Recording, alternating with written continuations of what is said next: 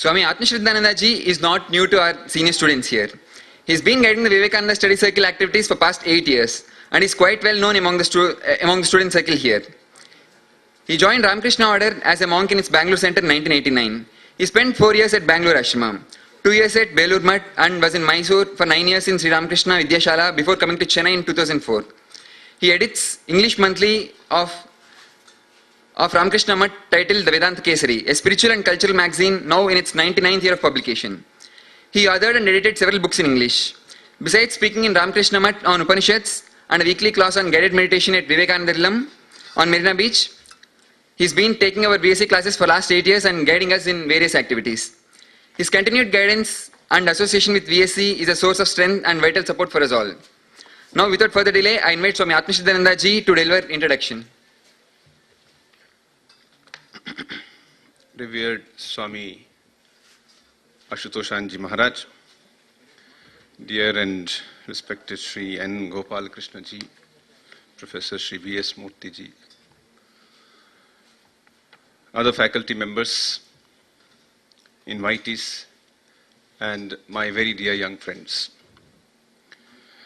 A hearty and warm welcome to one and all to this annual and very special event of VSC.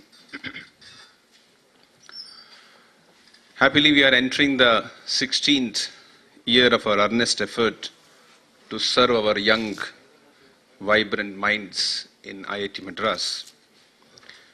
Every year we begin our activities by formally inaugurating them with the talks by eminent people and by distributing a Vivekananda calendar and a copy of the booklet Vivekananda, His Call to the Nation, to all newcomers and also to anyone else interested in them. This year we have begun by organizing a pre-inaugural event, the Freshie Special Chennai Heritage Walk that was held last week, in which about 60 students visited the Ramakrishna Mutt at Mylapore, which is more than a century old now, and the Kapalishwara and Parsati temples, which are a few centuries old, and the well-known monument on the Marina Beach, the Vivekananda Illam, the place where Swamiji stayed for 9 days in 1897, and which now houses a beautiful exhibition on Indian culture and Swamiji's life and message. The enthusiasm with which our young friends have responded to our activities, our invitation to both the walks and to this function, is a matter of great happiness, joy and encouragement. I'm sure our friends will join us in good numbers throughout the year and will benefit in every way.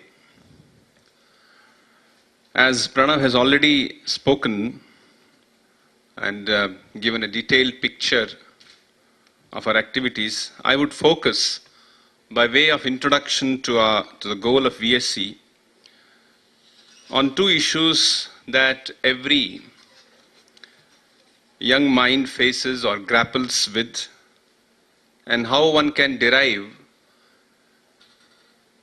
lessons and inspiration from Swami Vivekananda in solving them. The first one is a personal one, personal to every young person. Every young person searches for a meaning, a purpose for directing his youthful energies, his dreams. He wants happiness. He wants success. He wants personal excellence. He also wants to live a meaningful life, not a monotonous, meaningless life. He does not want to fail and be ridiculed by others for any reason. He wants to stand on his feet and be strong and be loved and respected by others. In other words, one wants to develop into a kind of a person with a kind of a character which will help him to live a life of purpose, a life of worth. Of course, as students, one has to study much, gain greater understanding of scientific laws, do newer experiments, develop new technology, and so on. That's important. But what's more important is how to integrate our personality, how to face life, how to face success and failure, how to develop a lasting perspective of life, how to solve and resolve our conflicts that come in our way throughout, and so on. Only knowing more will not help. As the famous words go, unless increase in knowledge is followed by increase in wisdom, it will only lead to increase in human misery. For knowledge without wisdom or higher values is more of a burden than a blessing. Swami Vivekananda famously said, "What we really want is head and heart combined." The heart is great indeed. It is through the heart that come the great inspirations of life. I would 100 times rather have a little heart and no brain than be all brains and no heart. Life is possible, progress is possible for him who has heart, but he who has no heart and only brains dies of dryness.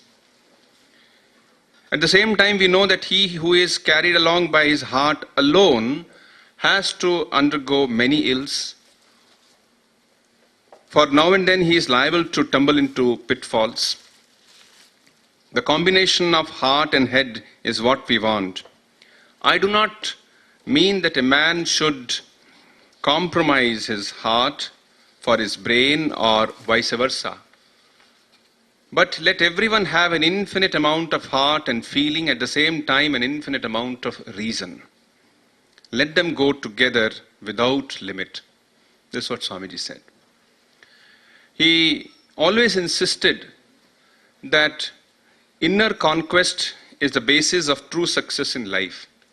He said, "The man who has practiced control over himself cannot be acted upon by anything outside. There is no more slavery for him. His mind has become free.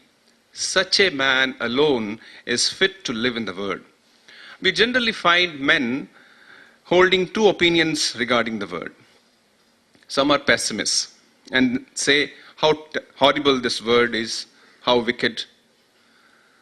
Some others are optimists and say how beautiful this word is, how wonderful. To those who have not controlled their own minds, the word is either full of evil or at best a mixture of good and evil. This very word will become to us an optimistic word when we become masters of our own mind. Nothing will then work upon us as good or evil. We shall find everything to be in its proper place, to be harmonious. Some men who begin by saying that the word is a hell often end up by saying that it's a heaven when they succeed in the practice of self-control. How do we reach that state? Let's again put it in Swamiji's words. He said, "Our character is the sum total of these marks that we receive through various experiences in life. If good prevails, one becomes good. If wickedness, one becomes wicked. The only remedy for bad habits is counter habits. All the bad habits that have left their impressions on the mind are to be controlled by good habits. Go on doing good, thinking holy thoughts continuously. That is the only way to success and to suppress base impressions. Never say any man is hopeless, because he only represents a character, a bundle of habits which can be checked by new and better ones. Character is repeated habits, and repeated habits alone can reform character." The second issue that confronts the young mind is a social one. How to make a just social order, how to solve our national and social problems, how to develop an indigenous model of economic and scientific approaches, how to bring greater sense of equality, justice, and other noble virtues in our family and social and public lives. How to do it is the point. We speak of corruption and rot in our national life, of ever declining moral standards in almost all walks of life. Even a small schoolboy can stand up and can deliver a fine lecture on it. The point is not to go on criticizing and condemning others, but to do something positive. Let me quote Swamiji again. He said, "Do not look on the faults of others. You cannot judge a man by his faults. Suppose you were to judge of an apple tree by the rotten, unripe, unformed apples we find on the ground, that would be a misjudgment about the true capacity of the tree. Even so, do the faults of a man not show what the man's character is?" Remember, the wicked are always the same all over the world. The thief and the murderer are the same in Asia and Europe and America. They form a nation by themselves.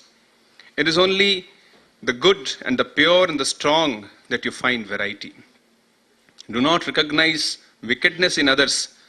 Wickedness is ignorance, weakness. What is the good of telling people that they are weak? Criticism and destruction are of no avail. We must give them something higher. Tell them of their own glorious nature, their birthright of greatness. Yes, if we want to change others, change the world around us, change the people, change the society, the nation around us, let us first change ourselves. Let us be the change that we want to see in others. Swamiji rightly said, "For the word can be good and pure only if our lives are good and pure." It is an effect, and we are the means. Therefore, let us purify ourselves. Let us make ourselves perfect. So this is the goal or purpose of VSC, to study Swami Vivekananda's invigorating and life-infusing message, imbibe it in our life, and develop a positive outlook towards personal and collective issues.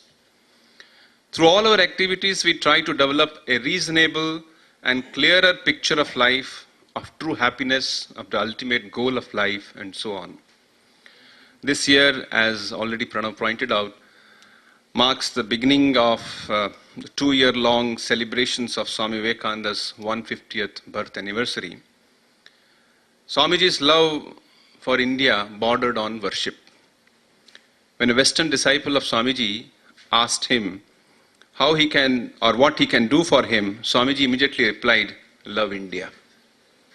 Indeed, Swamiji was one with the soul of India, and his every word was meant for the well-being of anyone who loves India and works for India. His pride in India was immeasurable. He said, "Taking country with country, there is not one race on this earth to which the world owes so much as to the patient Hindu." Here activity prevailed when even Greece did not exist, when Rome was not thought of, when the very fathers of the modern Europeans lived in the forests and painted themselves blue. Even earlier, when history has no record and tradition dares not peer into the gloom of that intense past, even from then until now, ideas and ideas have marched out from her, but her every word has been spoken with a blessing behind it and peace before it. We, of all nations of this world, have never been a conquering race, and that blessing is on our head, and therefore we live. Once again, on this happy occasion of formally starting our activities for this year, on behalf of VSC, all our friends, all our volunteers who have been working quite a bit for the last 1 month, and they will continue for the remaining whatever academic days are there, I extend a hearty and cordial welcome to all. All of you are welcome to join our activities. Thank you.